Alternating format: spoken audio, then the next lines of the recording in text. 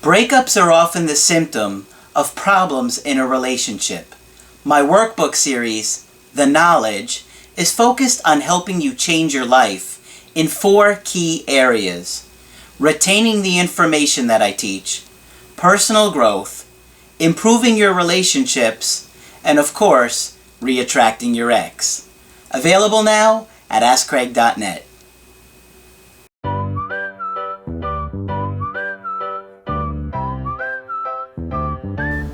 Hi there, I'm Coach Craig Kenneth. I'm Coach Margaret. And today we're going to be talking about how can they do this to me? Well, I think one of the things that everybody experiences after a breakup is wondering, how could that person do this to you? How could somebody that you were so close with, that you loved so much, and you thought was so close to you, just abandon you and walk away from what you guys have had, sometimes for many, many years. Right. And it's an awful feeling. It's an awful feeling, right. So we're going to be talking about that today because I got an email about this, and I'm just going to share the email and then we'll get into it, okay? So they said, hi Coach Craig, my name is Samantha, and I absolutely adore both you and Coach Margaret. Oh, how nice. I am pretty much a self-help addict. And have been for years. Well, good for you, Samantha. I've read tons of books and watched hours on end, things related to self-help and psychology, but you blow everyone out of the water. Well, good. I like her. She's got good taste. I like her already, yes. The way you explain things in a way that it makes it look simple when no one else can shows how much you guys really know your stuff. I had to write you after your video recently, Surprising and Powerful Unconscious Connections. That video was outstanding. That was the video that you talked about, the family systems. The family systems. I wondered if that was comprehensible. Thank you for letting me know. Yeah, a lot of people sent messages and emails. They really liked that video. Good. And they said they wanted to hear more about that. Absolutely. She says, every day has been a struggle since my breakup a few months ago. I honestly thought I was a good partner. She said I was a good. I think she meant a good partner. Yeah. Now that I'm really taking a look at my behavior and attitude, I realize that there were a lot of things I could have done differently. I'm working hard to make those changes as I truly do want to be the best version of myself. Good. The thing that I don't understand is, how could my ex do this to me? He seemed to truly love me and our life together. It all seems like it fell apart so quickly. It really does feel like it falls apart very quickly. It really doesn't, but it feels like it does because you don't know the process is in motion. Yeah. Yeah. Because a lot of times your ex just doesn't tell you what's been bothering them or what they've been thinking about you or feeling about the relationship. We had some arguments. Things seemed to get heated, and we didn't repair things correctly. We both got frustrated right away, and then he left without working on it. Okay, so that is, I think, a major question that everybody wants to know is, I don't understand how this person loved me and just completely went from caring about me and making me part of their life to not even wanting to talk to me anymore. Right. Right. And gave me no warning. How could they do that? But people find it very difficult to say difficult things up front to people. And I'm going to talk about that in another upcoming talk on how difficult that is for most people. Mm-hmm. But that's part of the reason. They don't want to tell you. They don't want to see you be upset. They don't want you to be upset. And so some people will try to run before they have to tell you anything, which I think is much more difficult than, even if you have some reason, at least give me some reason why you're not happy. Yeah, and then one of the things that happens is that person just doesn't want to tell you the whole truth. Right. And they'll give you half-truths, or sometimes they'll mix the truth, and then they'll say some things that just aren't even related. Right. And this is just my personal thoughts on it. I feel like avoidance are more likely to give you an excuse that is a misdirection. Okay. I feel like the avoidance will say things that aren't any basis in reality sometimes to throw you off their trail. Yes, probably an avoidant would be tempted to do that. Right. And so I didn't like the way you folded my socks. And then you'll be like, wait a minute, what, the socks? You never complained about. Like, they may say something to you like, one of my biggest problems with you is that you've been selfish. Mm-hmm. And you're thinking to yourself, but I was the giving one. Mm-hmm. This doesn't make any sense. How does that work? Right. And then, this is just my personal thoughts on it. I feel like it's because when they do that, part of it is that they're projecting their own shortcomings onto you, but it also keeps you distracted and off the topic. Right. Because they don't want to interact with you around this for more than the 1 second they can get away with. And they're trying to keep you at a distance, right? Yeah. And the other thing is you don't want to say cruel things to people either. You're terribly boring after 6 weeks of being with you. I resorted to doing crossword puzzles. Yeah. Well, one of the things that I've found is that the avoidant will say something cruel and they're just saying, I'm just being honest with you. Right. Oh, that's a famous line. Mm-hmm. I'm only telling the truth after I said the most mean thing on earth. Don't you want me to be honest with you? Okay, yeah. And then you're sitting there like, well, what do I say to this? Because I do want you to be honest, but I don't want you to say it like that. Yeah. And so I have found that avoidants tend to do stuff that will keep you at a distance, and so they leave you confused and about... keep it in an uproar. I got you. Yeah, keep it confused. So you don't know quite what happened. And I think I've discussed this with you about like spaghetti against the wall to see what sticks. Yeah. And then whatever topic you get hung up on is the one that they stay with. They stay with, right. But I think that everybody kind of goes through, I don't know, maybe 3 main things after the breakup, and they're sitting there thinking, how could they do this to me? In relation to that, I just feel like one of the big things is, first of all, it's a helpless feeling. Terrible. Yeah, you've had your whole life arranged around this person, and then all of a sudden they say, oh, no, I'm pulling the rug and taking it with me, bye. Yeah. And you don't know what to do because you think you got to beg and plead and try and convince them and tell them what you have that's so special and get them to see it, and that just doesn't work, right? It just... Right.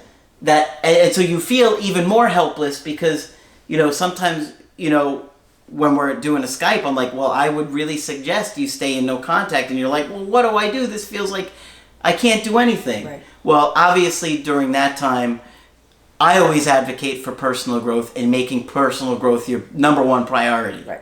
Okay? But is there anything you can do to fix the breakup, undo the breakup? No, there isn't. Not often. Right then. Right afterwards. Right. Yeah. Right often then. you have to wait for the window of opportunity. Right. Which is really, really hard and scary. Yeah. Because you're always thinking, well, I feel like it's never going to come. Right. But one of the things that you had said to me is that you're really left confused after the breakup because oftentimes that person had just told you how much they meant to you. Right. Before they broke up with you. Yes, and I think one of the reasons for that is that they were reevaluating the relationship and thought of all these wonderful things about you and thought how much you meant before they thought about why they couldn't have that for whatever reason. That's true. Yeah. I think that's probably true. And I've gone over the text with the Applebee's girl before to review things and see what happened there, and sure enough, there were text messages that same week that said, I loved you. Yep. And told her, her telling me how she felt. And so, a lot of times your ex is saying those things even the week before. Because they're wrestling with the question. Yep. Yeah. One of the other things that I think happens right away is you immediately start to beat yourself up. Everybody seems to do that. Mm-hmm. First, you're in shock, I think, with anything like that. You're first kind of dazed and say, what? And then most of us say, what did I do wrong? Right. Much more than what did the other person do wrong. What did I do wrong? And so that's when you start to think, well, if I did all these things, that's why they were able to do this to me. That's the correlation there. You try to make it make sense. Yeah. Yeah, exactly. So how could they have done that to me? I must have done something bad, because that's how we're all trained. Yeah. We are all trained that if we're nice to people, they'll be nice to us back. and here comes this horrible thing that happens, right? And it defies all justice. So we look to see what we did wrong. Yeah, Yep. because first you're feeling helpless and hopeless, and you're so overwhelmed that you start to evaluate. Then once you're evaluating, you're like, well, this isn't adding up for me. I must have done something wrong. They said they loved me last week, and now they don't. And, Yep. and now they're talking to somebody new. I don't understand. How did that work? Yeah, so you're really getting confused, overwhelmed. You start to beat yourself up, and then a depression. Right. Exactly. A depression. Beating yourself up is a very bad thing to do. Most of us do it. Most of us are programmed to do it, but it's not good for you, and you don't want to do it any more than you can avoid. Mm-hmm. Yeah. And then I think maybe the worst part about it is when you are so overwhelmed with the anxiety, the depression, the guilt, maybe some cases shame if you did something wrong.